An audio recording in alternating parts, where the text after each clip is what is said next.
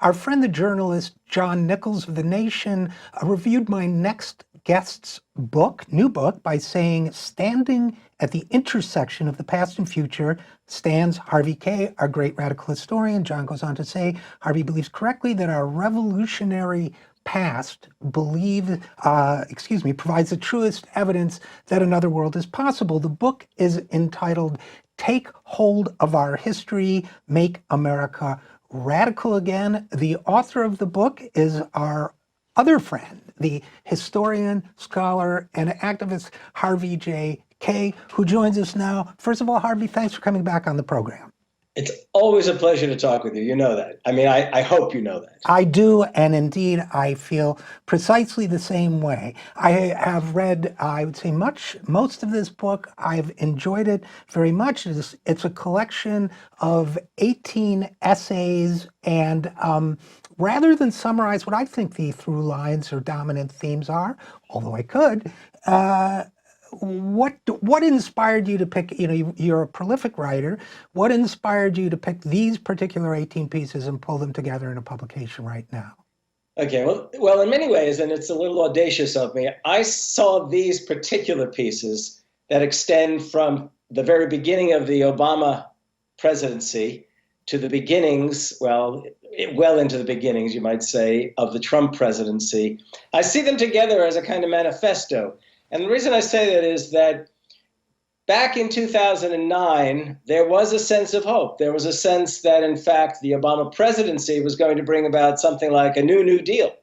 You saw it on the cover of not only The Nation magazine on the left, you also saw it on the cover of something like National Review over on the right. The one hopeful, the other one fearful, or at least trying to make a mockery, but truly expressing their anxiety. And so I had great expectations. I didn't have fanciful expectations, unless, of course, Americans themselves behaved as we've behaved in the past and pursued the struggle to make America radical again. Well, through the course of those years, there are pieces in the book that include the occupation of the Capitol in Madison, Wisconsin, the state capitol, the annual event in which we commemorate what's called the Bayview Massacre, which was an 1886 confrontation in which the state governor here in Wisconsin ordered the National Guard to fire on marching peaceful workers on strike in favor of the 8-hour day, seeking to call out other workers to join in something like a general strike. But in any case, this was a collection of pieces that I thought made the case, number one, that the right has done a damn good job to hijack the past, that the left has utterly failed to respond effectively, maybe even to respond at all to that hijacking of the past. And basically speaking, as a consequence, they were failing to engage what I think to be the sort of popular memory and the popular imagination, the historical memory and imagination of the vast majority of Americans who were seeking an alternative to the corporate order, an alternative to 45 years of what, not just I took this from the great political scientist Ralph Miliband, called class war from above. And I think that basically what we've seen is, the attack and the war on solidarities, not only of labor, but across the board popular movements. And yet, what we had seen around 2015 and 16 was not only the campaign of a democratic socialist, or as I would often say, social democrat, Bernie Sanders. We saw a variety of movements that were emerging and indeed clamoring for really progressive, if not indeed radical action. And in the wake of that, of 2016, Hillary Clinton becomes a candidate and utterly fails to speak to American memory. And though she won the popular vote, she lost in Wisconsin, Pennsylvania, Michigan, places where working people really were seeking a progressive alternative. And I think what happened is we could have won. We could have won with Bernie. We could have won with a more progressive rendition of Hillary Clinton. We could have won if the left, folks like you and me, had been more effective all these many decades in cultivating that memory, that imagination Americans have that goes all the way back to Thomas Paine, was sustained through generations by both well-known names of the radical movements, but also popular struggles from below, which we can talk about. In any case, so my feeling was it was time to bring these pieces together and do as I was arguing all these years, not that I had the greatest insight. I think a lot of my historical colleagues might have felt the same. They just didn't say it because they were probably too involved in a more serious set of scholarly pursuits. I thought it was essential. I thought it was really essential that we take hold of American history, not simply for the idea of remembering, but for redeeming the American promise, redeeming the tradition which has imbued us with a sense of radical possibility, but a sense of radical possibility that the Democrats all these years have essentially left to wither on the vine. And we're now at a moment in American history where we can allow nothing to wither on the vine of the democratic spirit. Well, I have multiple thoughts from that, Harvey, Kaye, and one of them is I was thinking as you were talking, the psychotherapist James Hillman once said in the context of personal emotional struggles that the process of healing begins with the reclaiming of our own biographies. And what he was saying was that if you need to recover from personal trauma, if you feel powerless and so on, at least I believe that's what he was saying. And first of all, you need to understand your story. You need to understand how you contributed to that story and how you can make that story change.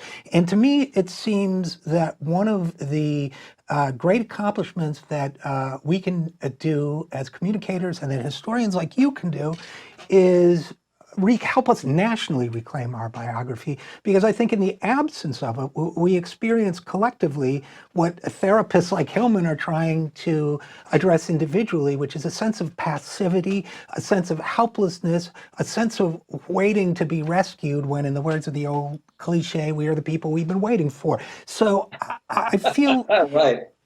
So I feel somehow that, I feel that this is vitally important work. And I feel that the challenge, if you're taking it especially from a Democratic Party perspective, is that I believe the Democratic Party for decades, but I obviously want your thoughts. If you disagree, tell me. I believe that the Democratic Party for decades had become the party of heroes, that that we idealized FDR, who was a transformative figure, but whether it's JFK, whether it's RFK, whether it's I used to talk about XFK, this yawning for the unknown future hero, and then Obama seemed to fill that role. We were waiting to be rescued by Obama. Some people affixed that hero status onto Hillary or whomever. But I feel, I'm a movement guy, and I feel that they don't save us, we save ourselves. They don't lead us, we lead them. And I feel that somehow your work is very tied to those thoughts, but I'm not sure how. Right. No. Actually, I'm really glad you put it in that fashion. I'll go right to a prime example of the problem. So in 2016, when Hillary Clinton launched her campaign for the Democratic nomination, which she did at Four Freedoms Park, and much to my upset at first was how dare she lay claim to the Four Freedoms when she and Bill Clinton did everything they could to turn their back on that struggle. And nevertheless, not only did she not mention what the Four Freedoms were, but she made, I don't know if you want to call it her campaign, slogan is, she wants to fight for you. And she would say, I want to be your champion. And I knew, this is perverse for me to say this, I really believed at that moment that we might well lose. Yes. That is, we might well not take back Congress or hold on to what we had of it even. We might not actually win the presidency. And the reason I say that is that I'm convinced that the best leaders are not the folks who tell you they want to fight for you. The best leaders are the ones who say, I want to encourage the fight in you. Right. So, because if you look back, seriously, and we can look, and I'll jump into history. Whether we go back to Washington or we come forward to Lincoln or we come forward to Franklin Roosevelt or even to Lyndon Johnson in his better moments for sure. The fact is that each of those leaders was made the great leader they were by those who we would think of as their followers. For example, undeniably, Washington took the lead of the Continental Army well before anyone really knew what the struggle in 1775 and 1776 was about. But it was only when his own men had read Common Sense, that was published in January of 76, did he really come to see what the struggle was about. As he wrote to a friend, he said, "Common Sense, this revolutionary pamphlet, is working a wondrous change in the minds of the men." Now, up until then, he was prepared to lead an army into war with the British, but no one really knew what they were fighting for other than perhaps to renegotiate the imperial relationship. But here's Washington seeing his own men, embracing the idea of not only independence, but also the idea of creating a republic. And indeed, in the minds of the men, they wanted a democratic republic. It's then when Washington reveals his own interest and commitment to the idea of independence. So it's from the bottom up that the struggle is propelled. But a great leader is one who listens and responds to those very kinds of things. Abraham Lincoln, I mean, we know Lincoln hated slavery, but he had always said the Union must be sustained. He believed that because the only way the end of slavery might come is in the form of by way of the Union. Then in December of 1862, Lincoln goes before the American people, well, to the Congress in his annual message, and he says, "Fellow citizens, we know what we must do. We know what we must do. The world knows what we must do. In a sense, I'll do the shorthand version, we must end slavery.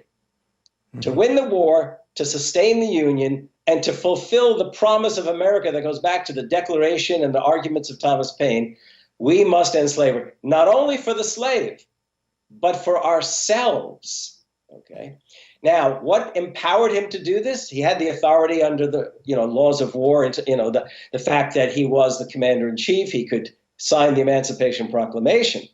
But what's so fundamental is it was when slaves were leaving the plantations in the hundreds, the thousands, then tens of thousands, and seeking their way to the Union lines and demanding an opportunity to support the Union cause.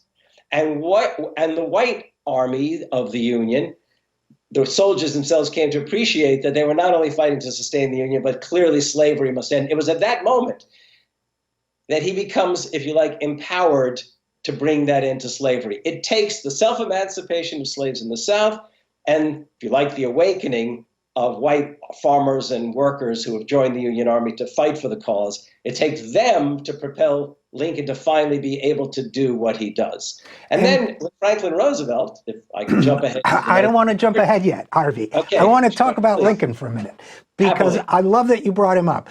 Because that story illustrates a couple other things to me that I think are hugely important. Number one, that historical change is a current that flows through the people and the leaders both, back and forth. It's an iterative process.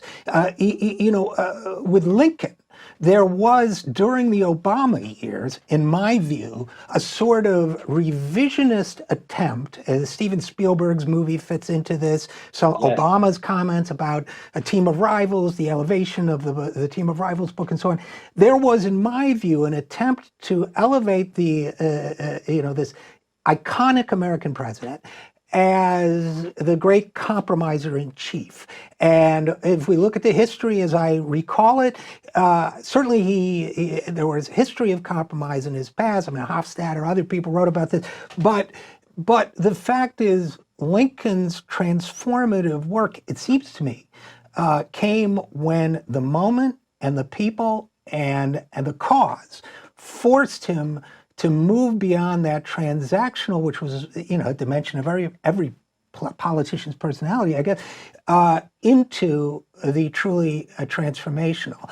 And it seems to me that if we lose that lesson of Lincoln, then we lose the understanding of the relationship between the leader and the people and how that transforms history.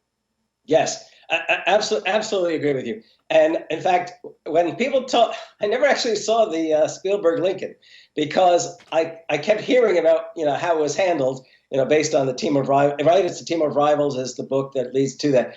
And I thought, I can't watch a movie that leaves out the ways in which the struggles from below are making history. Mm-hmm. Or indeed, I told my students one day, said, yes, we've had great leaders. There was a famous quote from or at least to me, it's a famous quote from one of the members of FDR's cabinet during the 1930s. It had been a member of the Brains Trust. His name was Rexford Tugwell.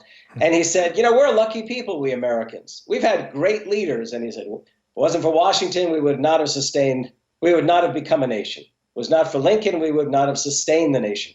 It was not for Franklin Roosevelt, we would have been subjected to tyranny. And it's kind of interesting to think about it in those terms. But then I said it's utterly wrong. Mm-hmm. Okay, whatever role luck may play in history, and we don't want to think that history is all predetermined by any means. It takes struggle and sometimes indeed luck. But it is the case that great generations of citizens, or citizens and folks who want to be citizens, to make great presidents. It empowers them to become great presidents. I was very critical of Obama, but at the very same time, I thought to myself, why are people waiting on Obama?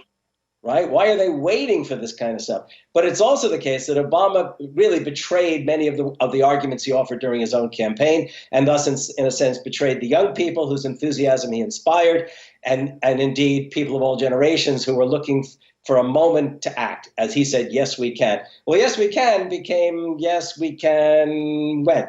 Right. And again, we're talking with historian Harvey Kaye about his new book, Take Hold of Our History, Make America Radical Again. Harvey, we do need to talk about Obama, I think. And because, he's still enormously popular among Democrats. Yes. I have to say, I just have to be honest, that I think the Obama moment was one where, at least for a brief period, the American people called for change and were let down by their leader. I think that I was guardedly optimistic when Obama was elected. My operative theory was he will disappoint us for a year, then he'll realize the severity of the problem, and he will step up and he will make FDR-like changes. But he assiduously avoided doing that, and I think that.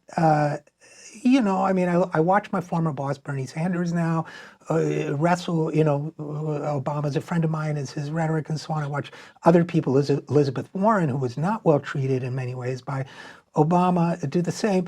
But I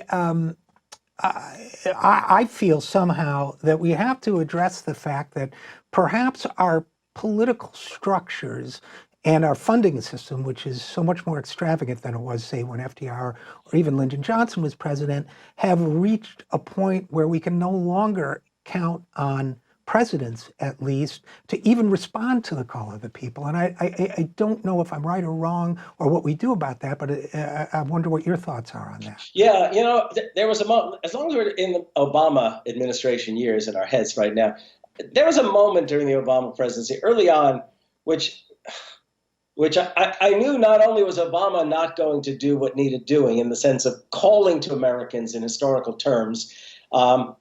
His inaugural address, everyone, a lot of people celebrated. There were some of us, however, who said there was something seriously wrong with that address, because he was holding all Americans accountable for the sorry state of the American economy and the crash that was underway, when in fact he should have been pointing a finger exactly where FDR pointed, right, to the money changers and the folks on Wall Street for a start. Having said that, there was an evening when my friend Bill Moyers had Richard Trumka, the head of the AFL-CIO, on, I believe, for like a full 20 minutes on his show on PBS. And one of the reasons he had brought him on was no doubt to find out what the labor movement was going to do to try to propel Trumka and the AFL-CIO, to propel Obama, in fact, to make America at least progressive again. And he really was probing Trumka, and Trumka kept backing off, like as if we don't want to cause trouble for the administration. Well, this also revealed a terrible kind of historical amnesia on the part of labor leadership. And let me make it clear, I've belonged to 2 or 3 labor unions. I currently still belong to the American Federation of Teachers, and I'm a proud unionist. But I thought to myself, if the president of the AFL-CIO is so amnesiac, we could say, that he forgot what it took in the 1930s for folks like John L. Lewis, for folks like Sidney Hillman and others who were backing Roosevelt, but who were determined to organize and push the administration. If they don't realize it now in the AFL-CIO, I don't care how low the treasuries are, we're in trouble. And I can tell you, it was a very disappointing evening. One wondered if, in fact, there was even reason to talk about a labor movement as opposed to a whole, sort of a confederation of labor unions who were just protecting their asses, if you get my drift. And I was very disappointed. And so if we can't depend on look, I don't care what people might have to say about labor unions over time, criticisms, whatever. It is the case that the foremost force for democratic advancement in this country in the course of the 20th century was probably the labor movement. Even Martin Luther King appreciated that, and he was continually trying to create a closer alliance between civil rights and the labor movement. And labor itself is going to have to become all the more aggressive. We've seen it at least at the grassroots level now with the teachers' unions and this truly impressive Chicago Teachers Union strike that has been underway and demanding not only better wages and benefits for teachers, but even more significantly, better public schools.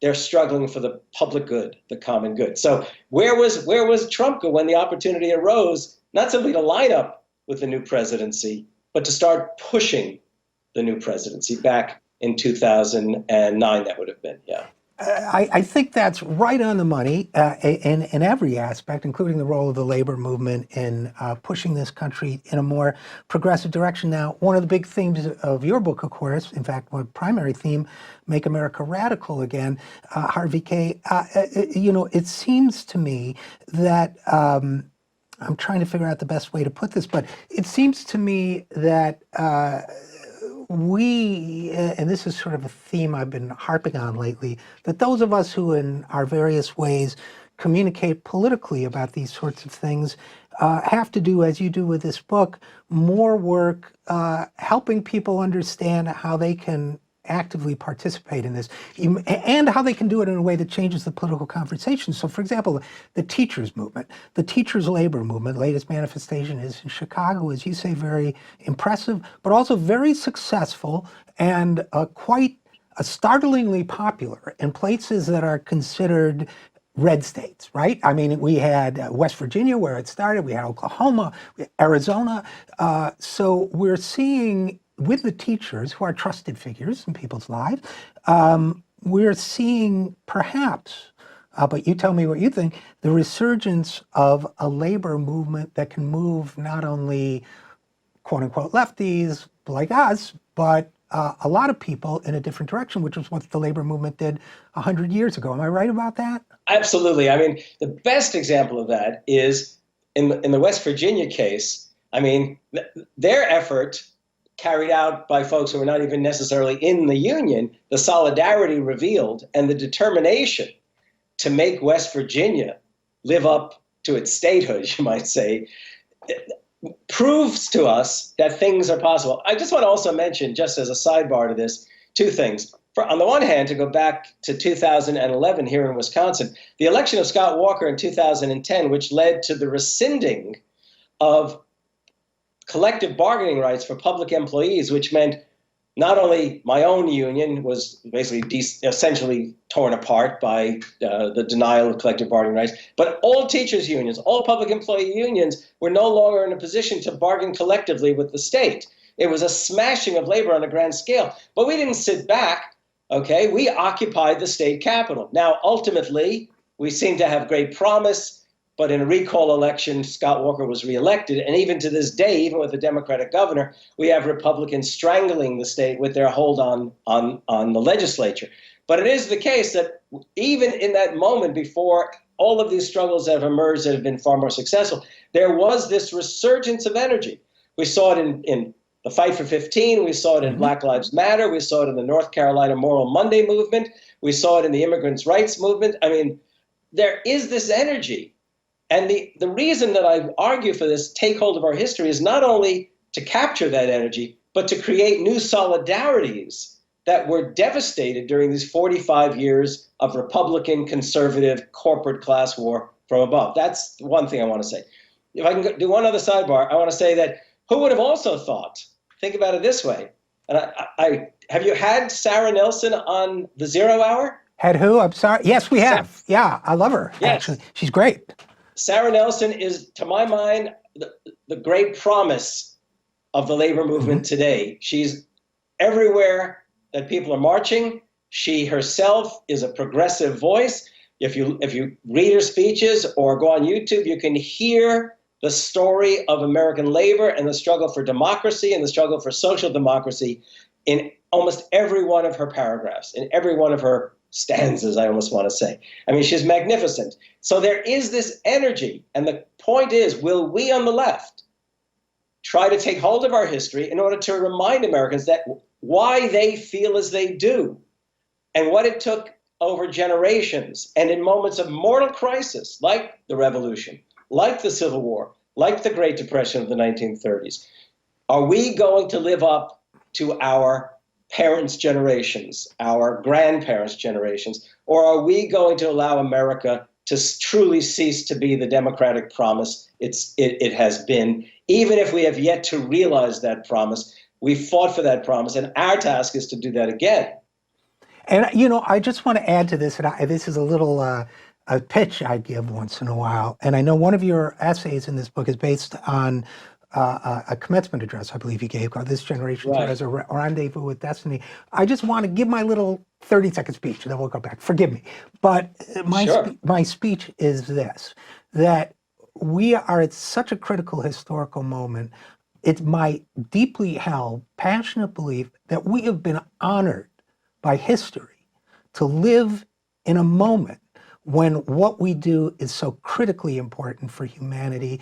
And I think rather than be fearful or helpless or anything else, we should acknowledge the honor we've been given by history, and we should step up to it. Speech done.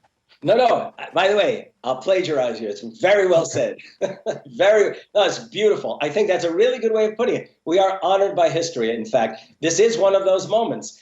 By the way, I mean, the 0 hour, as the title of the podcast, captures that idea that we are at that kind of moment. History hangs in the balance, and we're the folks who can determine the way in which it moves. And talking about titles, and by the way, it's a radio and television broadcast program, not just a podcast. But I'm sorry. No, quite kidding. Apologize. Speaking, you mentioned Max Lerner's book in this, and you mentioned that had Max Lerner not used the title, It's Later Than You Think, Yes. You would have used that. Tell us about that, if you would.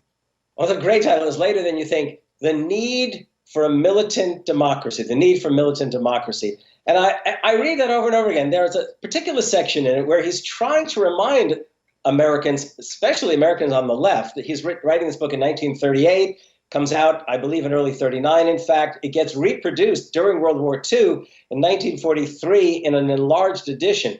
And Lerner himself, you know, a writer, a journalist, an editor, a PhD in social sciences, was always trying to remind Americans of the links between past and present. He would write essays in which he was sometimes very critical of FDR for perhaps not even living up to Abraham Lincoln, but having the promise of Abraham Lincoln in his ability to act. So I read his stuff and some other things, and I thought, you know, for how many years are we going to be? How many years is our democratic promise going to still be available to us? Mm-hmm. I mean, seriously. I mean, I turned 70 a few weeks ago. Happy birthday! Thank you. And you know, I thought back to when I was coming out with my PhD in 1976, and I thought back. Even then, I thought back to when I was graduating college, and things seemed to be getting, I don't want to say, well, darker and darker. Okay, Democrats really were abandoning the Franklin Roosevelt tradition. And whatever my criticisms of being on the left as I was a young, you know, socialist, whatever my criticisms were at the time of the FDR tradition, it offered us a legacy upon which to build. Mm-hmm. And I remember graduating college, I couldn't imagine that we were not going to have national health care by the time I finished graduate school, by the time I got a career of some sort going. And things got worse and worse and worse. And it was Carter, and it was Reagan. I mean, on and on. Right. The class war continued. And I kept thinking to myself, how much more of this can Americans take? When are we going to see things happen? Well, here we are. We're at that moment, the 0 hour, the title of your podcast, TV, and radio show. I got it right. You know? Yeah, good for you. Yeah. No, I mean, it's really the case that I really do believe we're at one of those moments in history, and you can feel the energy. You can feel the corporate powers that be mobilizing, the monies that they're going to throw in, even inside the Democratic Party, the tech people and their eagerness to support Democratic candidates who are unwilling, which is unheard of to my mind, that in this day and age, we should have people who are saying Medicare for all is going too far. Come on, give me a break, okay? You don't even have to be a Democratic socialist. You can be a simple, plain old FDR liberal to want that, because that's what he wanted. Right. So, they're mobilizing. They're going to put as much money as they can into this. And for us, again, this is our role, how about this word, the intelligentsia of the left. Our role is to cultivate that historical memory and remind Americans of who they are, what we have been capable of doing in the past, and what we are capable of doing now. Now, this is maybe the final thought here, but it's later than you think, makes me think of back in the 60s, there was a comedian named Stan Freberg who used to make records. I figured you would. And in one of them, there was an odd little kind of like Zen-like exchange that wasn't really comedy, but it always stuck in my mind. In one of his routines, one character says to another, "It's later than you think." And the other character says, I know.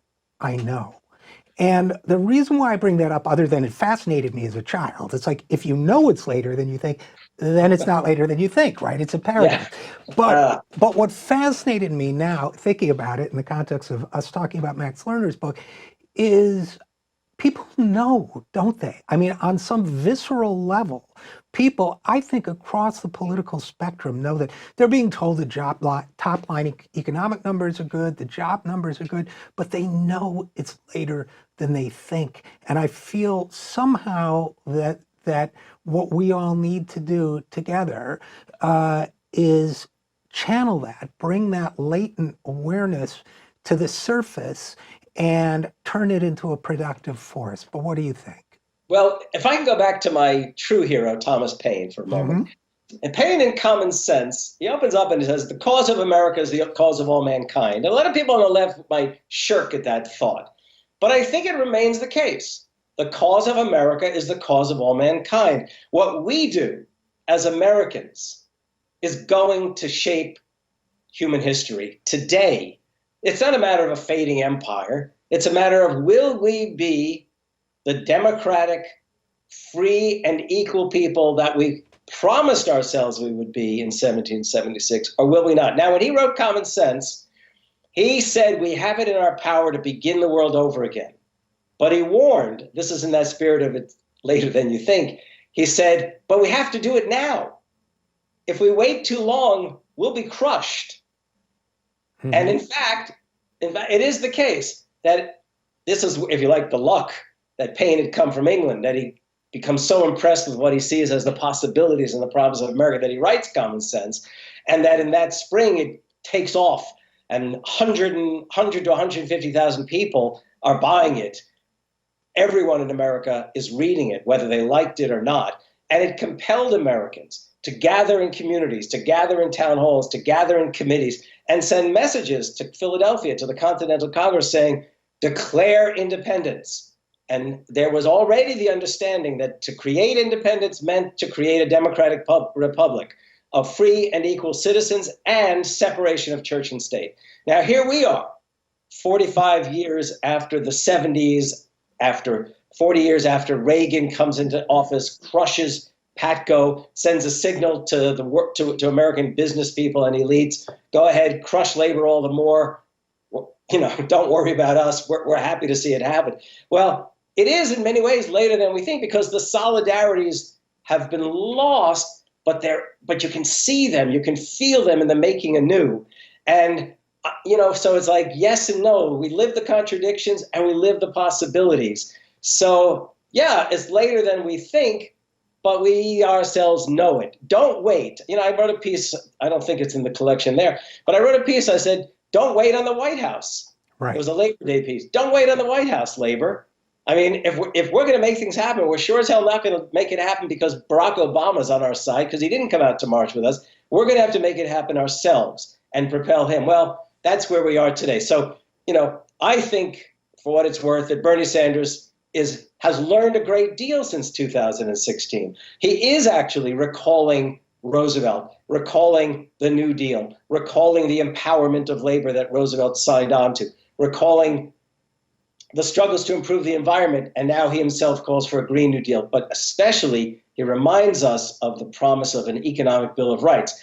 So we have, in fact, a democratic leader, democratic socialist leader, who understands the kind of language and rhetoric. Finally, this didn't happen as effectively as it should have 4 years ago. We have that now. But we ought not to assume that merely because he's historically informed and we have become that we're necessarily going to get an historically informed Democratic candidate. And we've got to figure out how to sustain the momentum and the struggle, even if the candidate that we want isn't the candidate who's running. And we shouldn't at all pull away from this kind of energy that we're stimulating. The struggle is underway.